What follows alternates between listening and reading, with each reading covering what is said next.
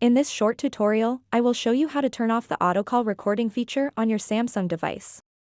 Auto call recording can be useful at times, but it can also fill up your storage space and compromise your privacy. So, if you want to disable this feature, follow these simple steps. To get started, open up the phone app on your Samsung device. And then tap on these three little dots at the top right corner of the screen. Tap Settings.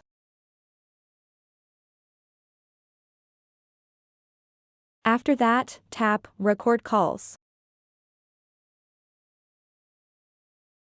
And now, to turn off the auto call recording feature on your Samsung device, simply toggle off the switch next to the Auto Record Calls option. So that wraps up this tutorial. If you have any questions about this whole process, please let me know in the comments section below.